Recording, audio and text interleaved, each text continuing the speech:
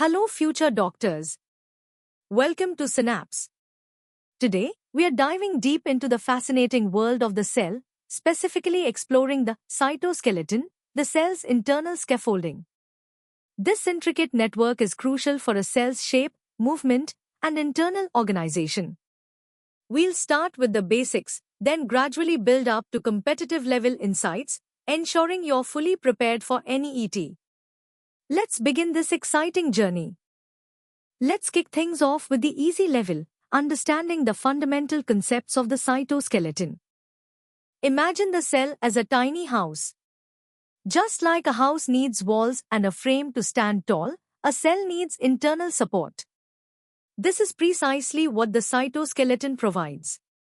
It's an elaborate network of protein structures, much like a cellular skeleton, giving the cell its form, helping it move, and organizing its internal machinery. It's not rigid, but a dynamic structure, constantly changing to meet the cell's needs.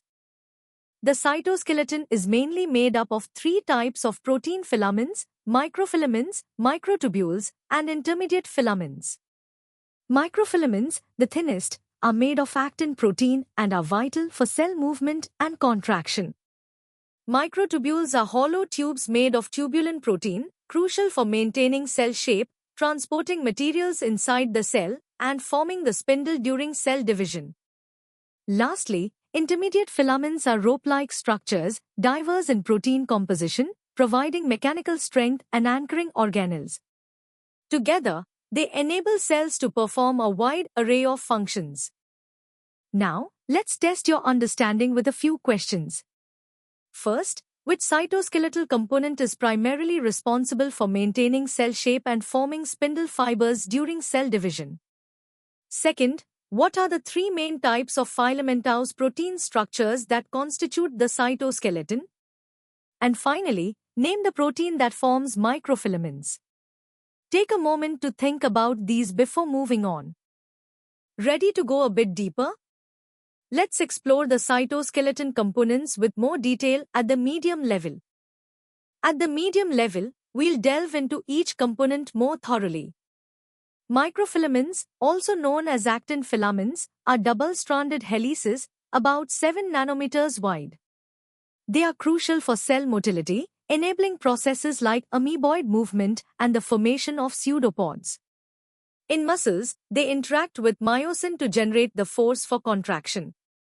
During cell division, they form the contractile ring that pinches the cell into two, completing cytokinesis.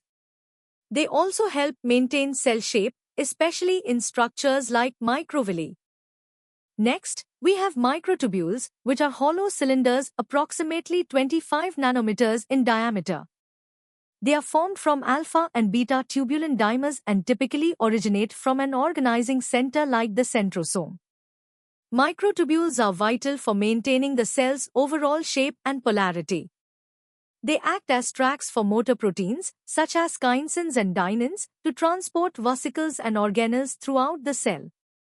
They also form the core of cilia and flagella, enabling cell movement, and are essential for forming the spindle fibers that separate chromosomes during cell division.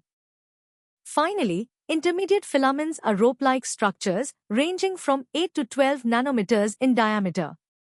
Unlike microfilaments and microtubules, they are more stable and less dynamic. Their protein composition varies depending on the cell type, including proteins like keratin, vimentin, and lamins. Their primary role is to provide mechanical strength to cells and tissues, making them resistant to stretching and compression. They also form the nuclear lamina, supporting the nuclear envelope, and help anchor various organelles within the cytoplasm, contributing to overall cellular organization. Let's consolidate your knowledge with some medium-level questions. First, explain how microfilaments contribute to cytokinesis in animal cells. Second, describe the primary role of microtubules in intracellular transport, mentioning associated proteins. Third, which cytoskeletal component is most diverse in its protein composition and provides significant mechanical strength? Fourth, if a drug inhibits tubulin polymerization, what immediate effects would it have on a dividing cell? Lastly, distinguish between the structural characteristics of microfilaments and microtubules. Now, let's challenge ourselves further with the hard level, exploring the dynamic nature and intricate regulation of the cytoskeleton. At the hard level, we appreciate that the cytoskeleton is highly dynamic. Microtubules exhibit dynamic instability, rapidly switching between growth and shrinkage, controlled by GTP hydrolysis. A GTP cap stabilizes them, while its loss leads to rapid depolymerization. Microfilaments, on the other hand, undergo treadmilling, where actin monomers are added at one end and removed at the other, maintaining overall length but allowing net movement.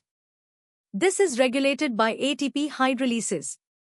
These dynamic properties are essential for cellular activities like shape changes and movement, allowing cells to adapt quickly to their environment and internal needs.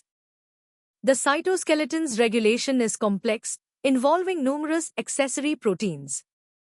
Microtubule-associated proteins, or MAPs, stabilize microtubules and regulate their assembly.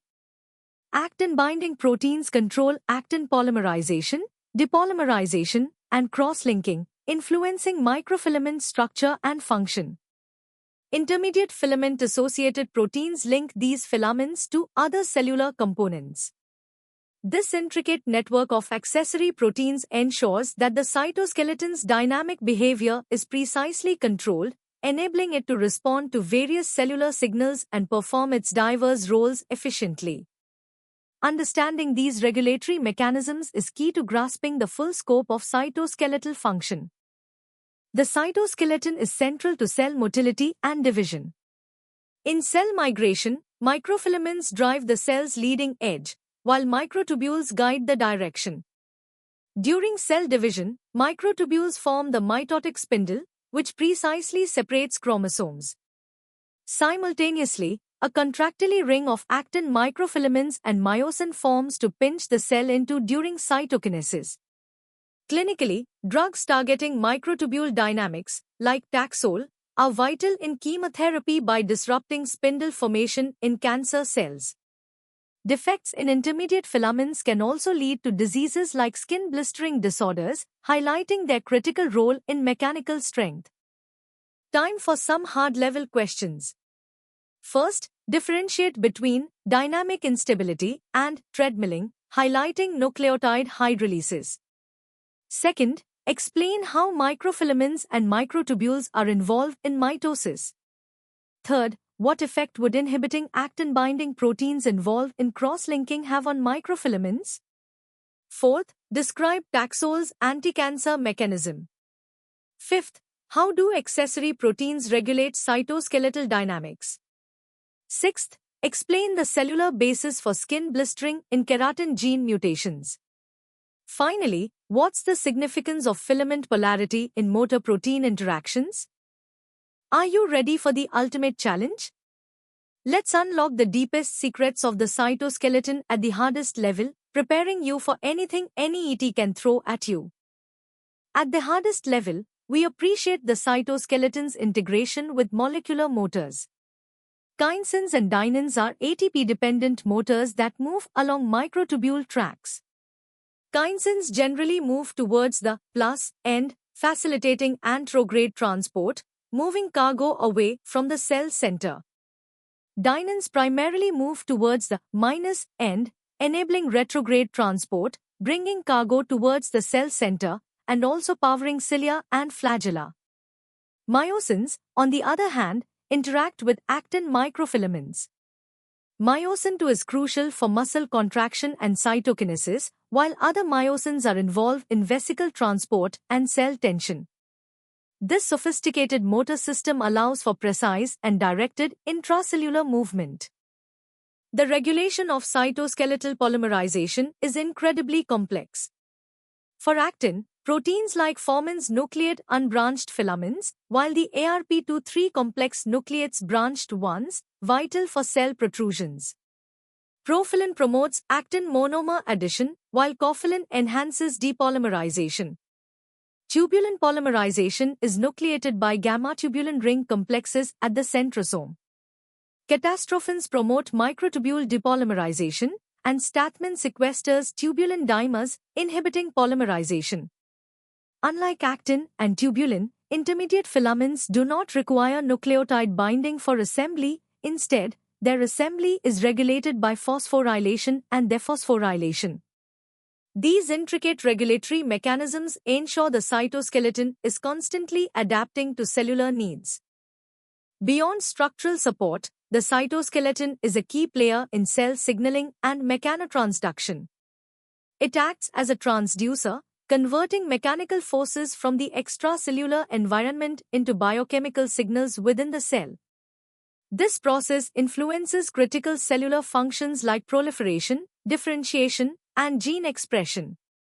Integrins, for example, link the extracellular matrix to the actin cytoskeleton, allowing cells to sense and respond to the stiffness of their surroundings.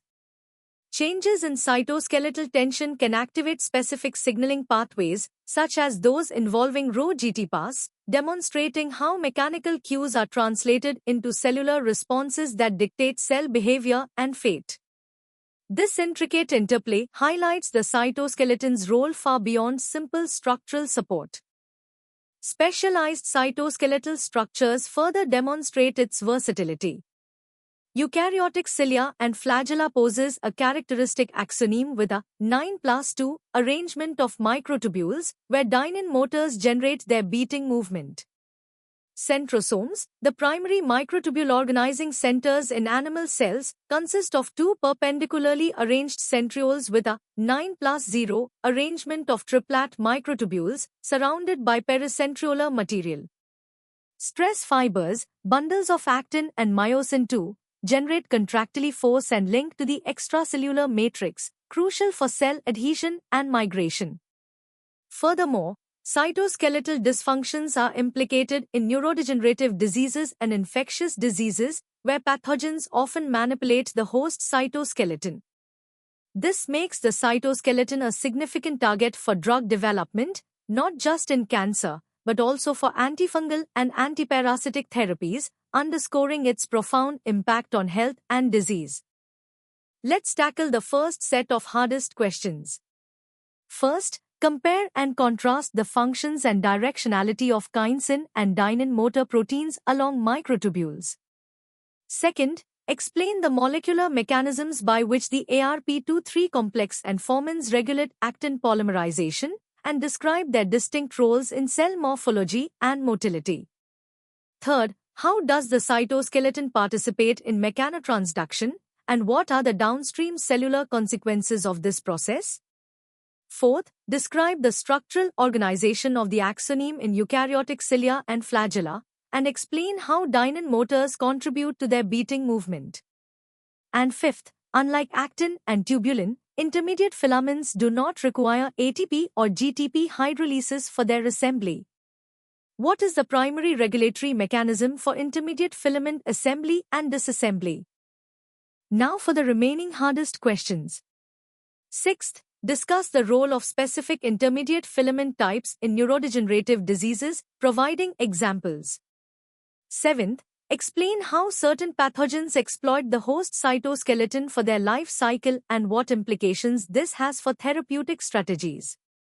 Eighth, elaborate on the 9+0 arrangement of microtubules found in centrioles and its functional significance.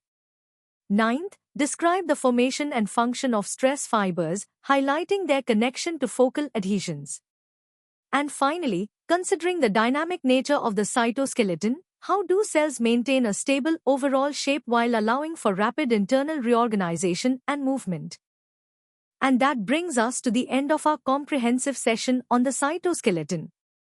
We've journeyed from the basics to the most intricate details, preparing you thoroughly for your NEET exams.